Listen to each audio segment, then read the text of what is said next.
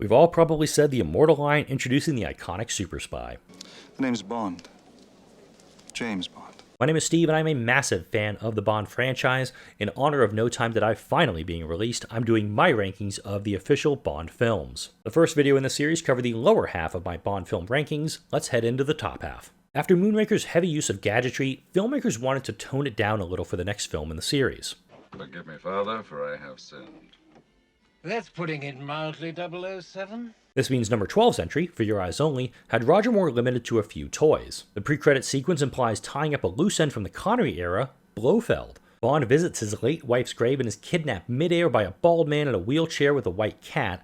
Before the credits roll, Bond scoops up the man, wheelchair and all, and dumps him down a smokestack to his presumed death. While the pre-credit sequence is not connected to the rest of the film, it sets a darker tone for how Bond acts the rest of the movie, one we really don't see again until The Living Daylights. A spy ship working in the Ionian Sea accidentally pulls in a mine and sinks, but the crew failing to destroy a device called ATAC sparks the main story. Melina Havelock's parents, contracted by the British to recover ATAC, are killed by a hitman, starting her revenge plot. While working together, Bond navigates smugglers, allies, traitors, and a frankly oversexed figure skater who comes off as way too young for the spy while locating ATAC and destroying it before the KGB can get their hands on it. Sheena Easton's For Your Eyes Only is a nice ballad to start off the film, and she is one of the few artists who actually appears in the main title sequence singing the song. One of my top Bond songs elevates Live and Let Die to the number 11 spot on my list, but some of the elements in a Bond movie that, for all intents and purposes, came out during the blaxploitation era don't hold up all that well. Following the murder of 3 MI6 agents in 24 hours, Bond, now played by a 45-year-old Roger Moore, sets off to New York to investigate and comes across Mr. Big and Solitaire. The film then takes Bond to New Orleans and on to the fictional Caribbean nation of San Monique. Yaphet Kotto plays Mr. Big and Dr. Kananga, San Monique's dictator, and has been planning to create a nation of heroin addicts by giving it away through a chain of restaurants. I love Jane Seymour in her debut film role, but her strength is counterweighted slightly by Gloria Hendry's Rosie Carver. While Carver is the first African-American woman to be romantically involved with Bond, she's quickly killed off, and her portrayal of the mission comes off almost too fast after she and Bond get together. Bond's gadgets are fairly limited in the film, and Q is only mentioned by M when we first meet Moore's iteration of the spy at his home. Sheriff J.W. Pepper, who we also saw in The Man with the Golden Gun, is an ally to Bond, but also that stereotypical racist Southern sheriff that is really dated. Live and Let Die was a great first outing for Roger Moore as the spy, but I like one of Moore's films more than this one. Bond's first adventure to the Far East makes number 10 on my list, You Only Live Twice. Spectre is hoping to spark a war by intercepting space vehicles being launched by the US and the Soviets, and Bond fakes his death to help in the mission. A script by Roald Dahl of Charlie and the Chocolate Factory puts Bond working with Tiger Tanaka and other Japanese allies to uncover the plot, and we get a look at two versions of Spectre's leading man. Donald Pleasance appears as Blofeld, and we also get a brief appearance by Charles Gray from Diamonds Are Forever as a short-lived ally, Henderson. My main fault with the movie comes in the dated depiction of the Japanese and Bond's Japanese makeover, which does not hold up well. The gadgets are great, especially Little Nelly, and a wonderful theme by Nancy Sinatra help elevate this film to top 10 status for me. Every franchise has to start somewhere, and Dr. No comes in at number 9 on my list. Bond's first on-screen mission sends him to Jamaica to investigate the disappearance of the MI6 station chief and his work with the CIA involving the disruption of rocket launches. The slow burn of the film and mystery surrounding the titular villain until his reveal builds great tension that runs through the film's climax and Bond's escape. And that's after the film was trimmed to remove some of the violence. Case in point, when Bond kills Professor Dent, he initially shot him 6 times, but the censors cut it back to 2. One in the front and one in the back. Bond's only real gadget in this film was a Geiger counter, and the leading ladies of Ursula Andress and Eunice Grayson were both great, the latter of whom we're going to see again on this list.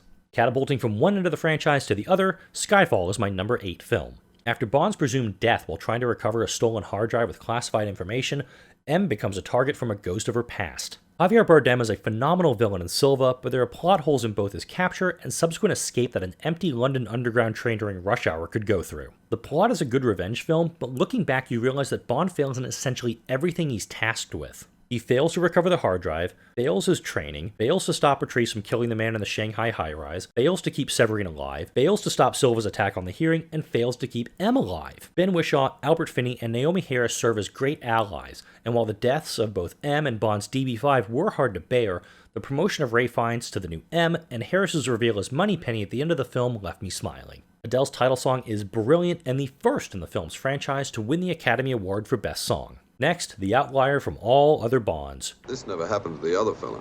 George Lazenby in Her Majesty's Secret Service. After saving a woman from a suicide attempt, he is brought to her father/crime syndicate boss with a deal. Bond will make Tracy an honest woman, and Draco will reveal where Blofeld is hiding. Telly Savalas takes over as Blofeld with a plot to release biological weapons around the world and destroy the global food supply through his brainwashed Angels of Death. Through the story, we see Bond fall in love and the rising stakes with Blofeld's ransom plan almost coming to fruition. The wedding at the end of the film gives the appearance of a happy ending, only for the final sour note of Tracy's death in a drive-by shooting by Blofeld and his henchwoman Irma Bunt. The biggest weakness in this film for me is Lazenby himself. Had Connery stuck it out and closed out his tenure as Bond with this film, I think many people would rank this film even higher.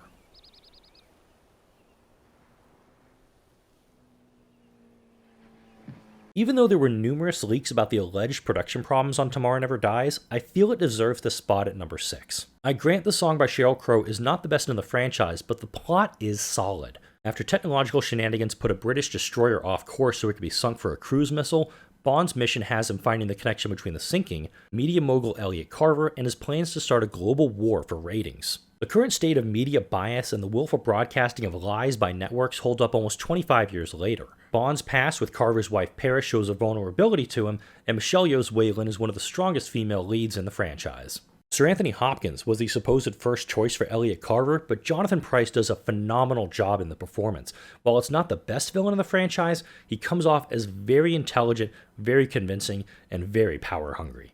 The distance between insanity and genius is measured only by success. The stunts from the parking garage escape to the Saigon motorcycle sequence are incredible, as is the music by David Arnold. He was recommended to Barbara Broccoli by John Barry himself to compose the score, and did the music for 5 consecutive films, starting with this one. It's a pity that the studio didn't think much of the film, sacrificing it to the juggernaut of Titanic in December 1997, and making it the only film of the Brosnan era to not open at number 1 at the box office. Think we understand each other? Grow up, 007. From here, this list is a bit of a pileup, so much so that these movies moved around a lot as I was compiling this list, and some of these movies are separated by razor-thin margins. While taking no elements from the Fleming novel, The Spy Who Loved Me is my number 5 pick. The 10th film in the series has Bond teaming up with Soviet agent XXX, yes, that's her codename, to locate missing nuclear submarines. Initially unaware that Bond killed XXX's lover in one of the best pre-title sequences in the series, he teams up with her to escape from Richard Kiel's jaws and locate the missing submarines as their nations decide to cooperate. Carl Stromberg's plot to destroy the world and make a new underwater civilization comes during the Cold War and the seeming constant fear of nuclear war that was depicted in film of the era, and Barbara Bach is among the best leading ladies in the franchise. The fight scene on Stromberg's tanker is huge in scale and spectacle, especially when you consider the other movies that also came out in 1977. Carly Simon's Nobody Does It Better is among the best Bond songs, and the scenes with the Lotus of Spirit, both on land and underwater, add to the excitement and enjoyment of this film for me. Younger generations may only know one James Bond, and Daniel Craig's first appearance is at number 4 on my list. Casino Royale goes back to Bond earning his 00 in his subsequent first mission tracking the funding of terrorist groups. The first half of the film is not in the original Fleming novel, but the second half draws wonderfully from the source material and takes advantage of the rising popularity of Texas Hold'em poker at the time. We are treated to how Bond initially got an Aston Martin DB5, and I love how the music enhances many of the scenes, especially at Miami Airport. Ava Green turns in a great performance as Vesper Lind, as does Jeffrey Wright in his few scenes as Felix Leiter, and Mads Mikkelsen as Le Chiffre. Gadgets are light in this film, letting it feel like that classic spy thriller from the Connery era. The filmmakers also kept us waiting the entire film for Craig to properly introduce himself, which is immediately followed up by that classic theme. The name's Bond. James Bond. When Craig was cast as Bond in 2005, there was the standard outcry that fans will see when the next Bond is cast after No Time to Die, but Craig's performance silenced many of those critics and received praise from prior Bond, Roger Moore. Beg your pardon?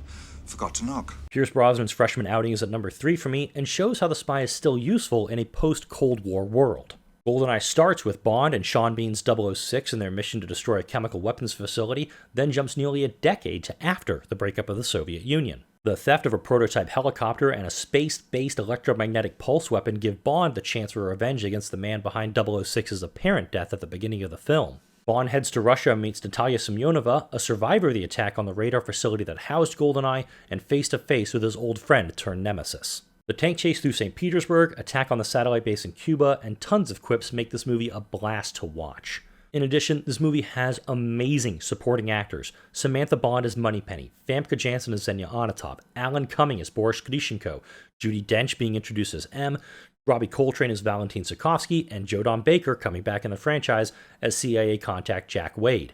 The main problem I have with this film, though, is the computer terminology Natalia uses in the IBM store. IBM compatible with 500 megahertz drives, CD-ROM, and 14.4 modems. Computer terminology never dates well in films. Just saying. There are 2 movies left, and they're both starring Sean Connery. From Russia with Love is the runner-up on my list. Spectre is out for revenge against Bond for the death of Dr. No and looking to earn some money in the process by stealing the cryptographic device Lektor from the Soviets in Istanbul and selling it right back to them. Eunice Grayson makes her second appearance in the film as Sylvia Trench, Bond's girlfriend, and we also get our first appearance of Spectre's chief in the movie. While Kronstein is okay as the mastermind, Rosa Klebb is intimidating as Tatiana Romanova's handler, and Robert Shaw's Red Grant is a physical match for Bond. Karen Bay is one of my all-time favorite allies, and after Pedro Armendariz was diagnosed with inoperable cancer, the producers moved up his scene so he can complete his work on the film before his death in June 1963. The adventure on the Orient Express keeps raising the film's stakes leading up to the train car fight between Bond and Grant, and even afterward during Bond's escape. While it is not my top pick, it should be noted that actors who screen test for James Bond usually perform the scene from this film where Bond finds Tatiana in his bed. Footage exists on YouTube of Sam Neill, who most know from the Jurassic Park franchise, in his Bond screen test from the 1980s. As From Russia with Love is at number 2, it means Goldfinger is my top Bond movie. This movie is where many people feel the franchise came into focus and carved out its indelible spot in pop culture history. We get the Aston Martin DB5, the hero dealing with the laser while strapped to the table, the silent henchman in Harold Sakata's Odd Job, Jill Masterson's death covered in gold paint, and of course, my name is Pussy Galore. Gotta mention it. Bond's investigation into Goldfinger's smuggling operations lead him to Operation Grand Slam, and that perceived heist of the U.S. gold depository is thrilling, not to mention that great twist turning it from a heist to nuclear terrorism and Goldfinger's larger plan to drive up the price of gold. The fight between Bond and Oddjob in the gold vault with a ticking nuclear clock is amazing, but I also cannot mention this movie without talking about Bond's sexual aggression against Pussy Galore. That does not hold up well in modern times. I do, though, want to give props to Goldfinger's initial operation, smuggling gold across borders by molding it into the body of his Rolls Royce and disassembling the car in another country. That I thought was pretty smart. And that's it. I know there are going to be some disagreements between your rankings and mine. How do you rank the Bond movies? Let me know in the comments section. If you haven't already and you are a Bond fan, go look up Nobody Does It Better. The complete, uncensored, unauthorized oral history of James Bond is available at most bookstores and online retailers. Like, share, and subscribe if you enjoyed this video and all the videos that come out on this channel. Thank you all for watching. I hope to see you at the movie theaters for No Time to Die, and I'll see you all in the next video.